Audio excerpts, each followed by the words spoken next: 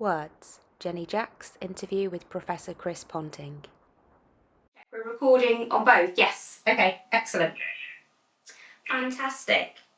So I suppose I should introduce you for anyone who doesn't know who you are. Chair of Medical Bioinformatics, a word I had to Google, so perhaps we could let people know exactly what that actually means. I'll leave you to describe what that means. University of Edinburgh, Section Head, MRC, Human Genetics Unit, Principal Investigator of DecodeME. Nice to talk to you, Jenny. Lovely. So yes, Chair of Medical Bioinformatics basically means that I study the data that comes from biology and try and make sense of it and improve our knowledge about what makes us tick and when things go wrong, what is going wrong. I think the last exchange I had with you was probably a while ago now. You'd put a tweet out which I was attempting to translate into layman's terms because I really want to make sure that everybody can understand the interview, and I'm by no means underestimating my own audience. I have to Google every other word when I'm reading a lot of these things. So I thought actually, before we delve into the study, DECODE ME, we could just briefly explain what genetics are, what a genome is, what DNA is. And I know that's really simple stuff, but I think it will help everybody keep up and understand just how powerful this particular, the largest study for ME actually could be. Yeah, happy to do that. So when people talk about the gene for, the gene for red hair or whatever, then what they're doing is saying that there's a letter difference. There's a tiny, tiny tweak in a gene that makes people have red hair over people who don't have red hair. And that is something we've known for a very long time. But as time has gone by, we've realized that things just have become more and more complicated. It's not just one letter that when you change it, you swap it over, it goes from red hair to whatever.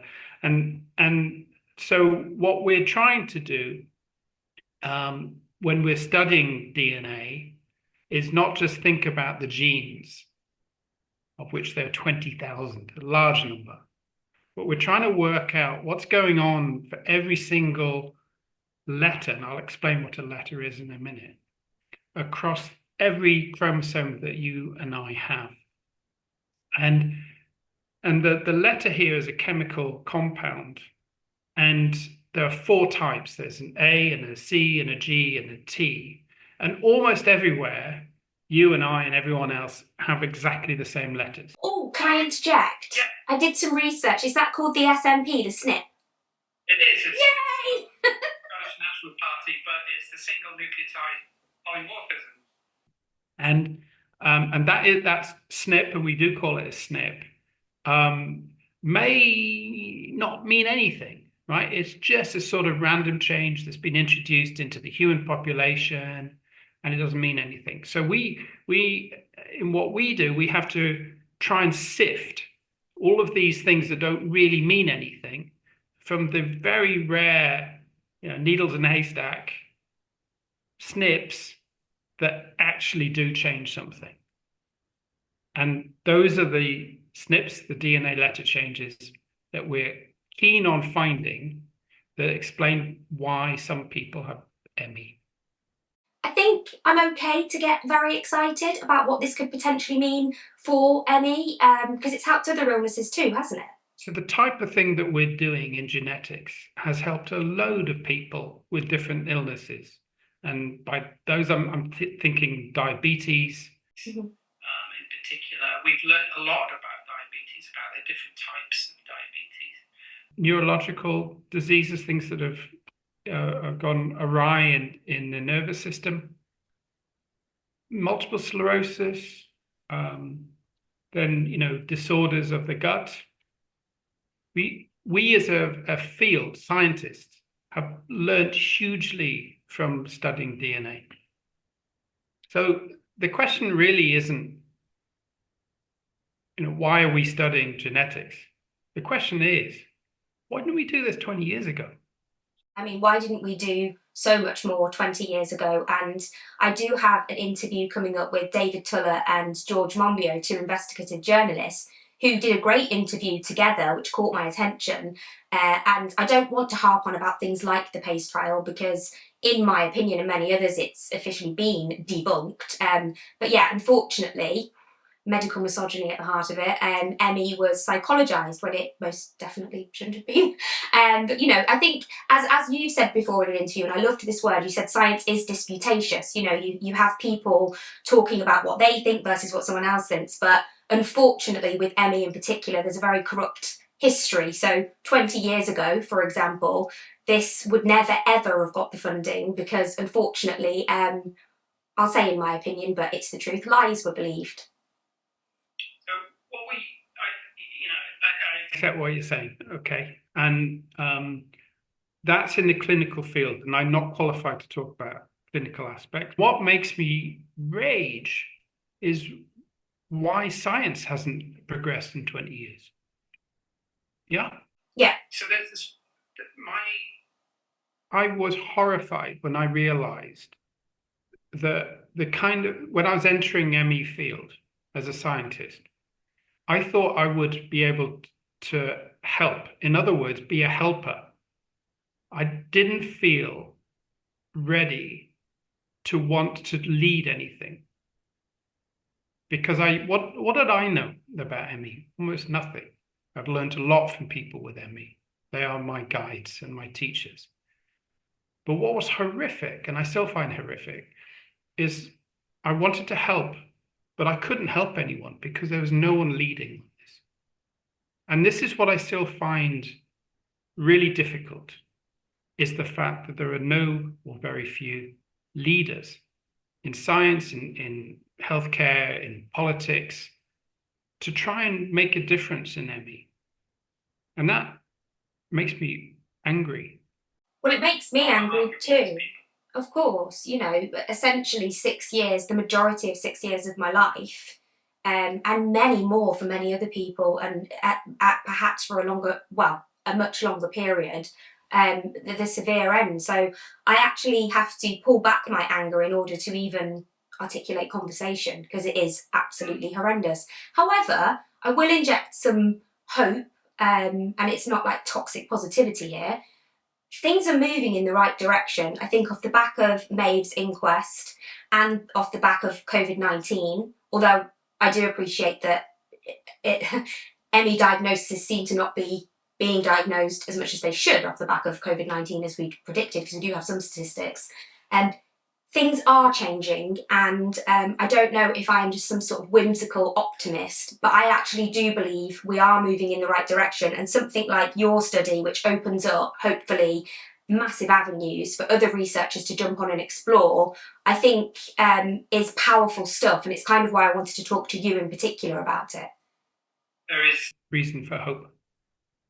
That's really important to say, and I want to say it as loudly as possible. There is reason for hope because there are so many people around the world who do want to make a difference, who are doing good science, and are, you know, beginning to come together to do the right research together.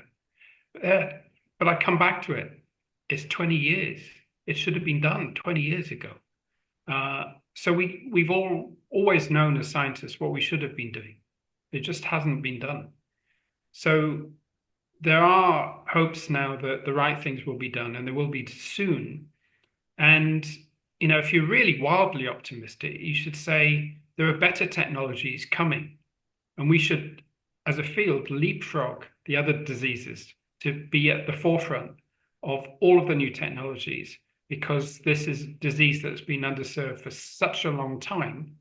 We should think about it as going to the front of the queue. And here is a graph to show the impact of ME/CFS versus funding compared to other illnesses. This is created by Whitney Defoe with the help of a graphic designer. It shows the stark and considerable disparity in levels of funding ME research receives in the US, but the unforgivable imbalance is worldwide. Is it correct, from what I've understood with your particular study, that it should pinpoint with the Snips, that it should locate more areas that will give scientists a better chance of understanding this illness. I don't call this illness mysterious by any means, I call it complex. But is that really what your study will end up doing or could end up doing? I appreciate you can't talk about results, but is that the idea? The idea is that it's a treasure hunt, right? We're wanting to try and find the treasure, and the treasure here is an explanation as to why people have become so unwell, often after infection. So it's like having a metal detector. It's just like that. You go over a field and you get bleeps, and you make an association between a bleep, a signal, in a place where you know what has gone on or what goes on there.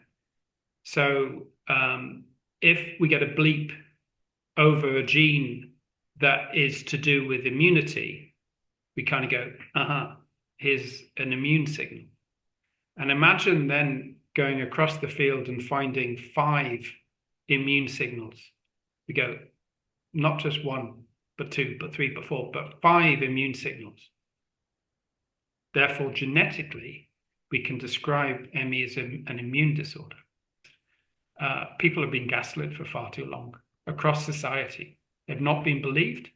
And one of the things that I think we as scientists can help with is to provide the evidence about what is going wrong, so that people have the evidence at their fingertips that they can use in their day-to-day lives and counter whatever prejudice that there is. I really love and appreciate there's you and a couple of other groups that are pioneering in this area, the fact that you're going to share the research. That's brilliant, because obviously the main prerogative is to get the research out there to enable others to borrow it, use it, utilise it, and push for change. Not just the research, we're sharing the data. Yeah, sorry, that's what I meant. Yeah, well, we're doing both. And we're the kind of custodians of the data that people have given us. And when they say that we can do this, we just pass it on to other scientists. I'll tell you what I'm upset by at this moment is that there are very few scientists who picked up on this and asked us for the data. I shout it from the rooftops as much as I can in different countries, but actually we only have 3 projects that have been given data access. But why do you think that is? Don't know. I think it's in part cultural. Scientists don't usually share data. They probably think that I'm kind of making things up and there's a catch. No, there's no catch. Yeah, because there's no ego. I try not to have an ego on this, because it's not about us as scientists, is it? No, it's about millions of people missing from their lives and hopefully pushing the science in the right direction so that the next generation of people with ME get treated like human beings. Yes. Bona fide researchers that would like to access the data and samples collected in DECODE M.E, please consult the DECODE M.E data access policy. It's on their website. I'll put the link in my description on here for ease. You can find out how to apply and submit the proposal form for review by the DECODE M.E Data Access Committee. So there's also another sort of part of the study that I mentioned to you a while ago, and it's about the junk DNA that we know from other studies, such as lupus, actually turns out to be quite important. And I think you said your Glasgow team are sort of looking into that. Is it herbs or herbs? So human herbs, so herbs. Okay. So this is one of the 3 teams that have taken the data and actually the samples and done things with it independent of us. They're trying to study whether these ancient viruses that are inherited are more common in people with ME than any other people. We haven't heard from them as to what the answer is, but I'm sure they'll tell us as soon as they know. Just be interesting to see if that bleeds into ME/CFS. Talking of bleeding and blood, I'd love to chat a bit more about what you've recently found in the blood of ME patients, because that's really piqued an interest, if you're happy to talk about that. Blood-based biomarkers for ME is a University of Edinburgh project separate from DECODE M.E. So this is a preprint. It's not been peer-reviewed. But what we always try and do is to put the findings out there so that scientists can read it, and people with ME can read it, and also comment back to us. So we're updating the manuscript at the moment because of people's helpful comments. So what does it show? What it shows is that we can see ME in the blood, but not in one person's blood. If I were to just look at one person's ME, their blood versus a healthy controlled blood, I couldn't tell the difference. I'll be honest with you. But if you look across all people with ME that we studied, and then all people who don't have ME, we were able to see hundreds of differences between the average of this and the average of that. And what does that show? Well, it shows that in the future, it's still plausible that we can have a blood-based biomarker panel, by which I mean lots of these different markers, things that we can measure. And if we measure them in combination, we kind of go, okay, we have this degree of confidence that this person has ME versus someone who doesn't. I think that is absolutely unreal. It's amazing, and I'm really looking forward to hearing more about that. I've written down that you found chronic inflammation, insulin resistance, and liver disease not due to inactivity. And that's absolutely correct. So the inactivity for us was really important because we knew that if we did find any differences in the blood, someone, probably rightly, would put up their hand and go, yeah, but that's because people with ME are not as active. And so there are differences in their blood. And so what we did ahead of time was to say, well, let's actually account for that. Let's, make sure that those people who are less active and those people who are more active, all of those things are accounted for in the mathematics. And so we did that. And essentially, activity doesn't explain what we see. It's ME that explains the differences in the blood, not the inactivity in general. I'm also interested in a blood test after the cells have been under stress. Did you do that as well? That's not us. That's Ron Davis, probably you're thinking of. Yeah. There was a cardiologist, but this was years ago, and I'm sort of disappointed to not read more upon it. But Dr. Sistrom did the CPET testing and showed, healthy control versus ME patient, something really seriously wrong is going on to do with oxygen extraction and the muscle. He could show that exertion is by no means good for somebody with ME. And it's interesting, isn't it? When I say exertion, people always think of exercise. Now, absolutely, exercise is what you should think of. But as a person with ME, even the exertion of this interview, and I don't mean to make you feel guilty, but I have to be really mindful and make sure, okay, I've used a certain amount of energy and stress on my body to do this, sat up, I've got my stockings on and my legs are crossed. So it's sort of like half the circulation needed, I think. I don't know.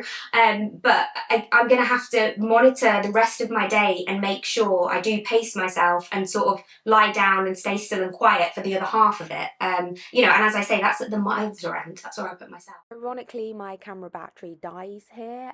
So thankfully, we're still recording on the Zoom. Any stress on the cells, it seems like we just don't quite function properly. And I'm really interested to know, would that show in the blood, say after that, when you're in a crash, basically?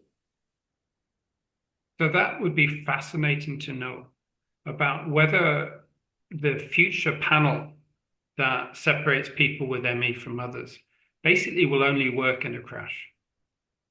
And so what we really need is for a kit that you can send out to people in the post. And when they're having a crash, they give a blood sample themselves and they send it back in the post. And then, you can basically get diagnosed based on that kit result. That's what we really want. Now, we're in very early stages of that, but we do have our eyes fixed on that possible outcome. and want to make sure that what we're seeing with this huge data set that we've analyzed from the UK Biobank is the same, essentially, as with other data sets. Because, and this is boring, but this is the boring part of science that's really important, is that if we see it once, we need to see it again. I'm going to say something controversial in ME science, that 90% plus of things that are published in ME science have not been replicated. And sometimes they've been not replicated, and that hasn't been published. So we'll never know that it's not been replicated. And so in science, in ME science, we need to hold ourselves to very high standards to always say when things haven't worked as we had expected, they haven't replicated. And I would say to anyone, only begin to believe things in ME science if you see them twice, independently twice. That makes So that's what we're trying to do. Yeah, absolutely. That makes a lot of sense. I ended up looking at, do we control our genes, and then epigenetics, and I think that might be like a whole other conversation. But does your study at all, can it look into any of that side of things? So the epi in epigenetics means the layer above. That's what it means, like epidermis. It's the epi. So what sometimes people don't know is that the epigenetics are actually controlled by the genetics. Yeah. So when we study our DNA, we're also studying the epigenetics. Okay, cool. So that's why I do genetics, because it's kind of all encompassing.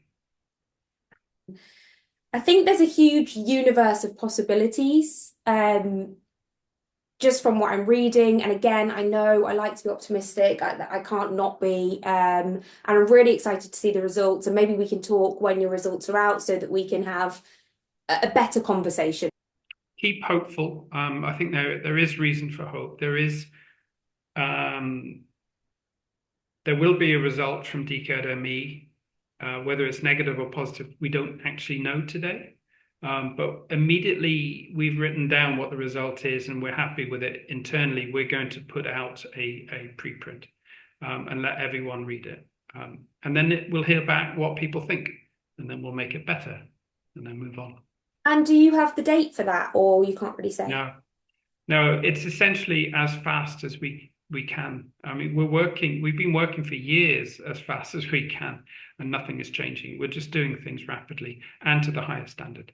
Yeah, that makes sense. The changes are happening. They're way too slow in science and in our NHS. There's still no protocol for severe ME, and people are actually left to die. So the changes are so slow, but at least something's happening. Something's changing. I can feel it in my gut. I just can feel it. Good. And it has to build and it has to accelerate to help, and you and everyone else. People like you and your study, and you being the scientist that you are and the geneticist and leading this really does add to that. So thank you so much, like from the bottom of my heart. And it will hopefully put ME on the map where it should have been decades ago. I agree. Thank you for your energy and your time. Thank you. Thank you so much. Have a lovely rest of your day. Thank you. Bye now. Bye. Stay tuned to see me sitting on my glasses. The interview went relatively well apart from that.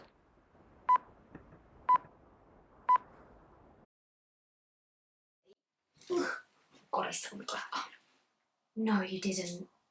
Jennie. I saw the glasses.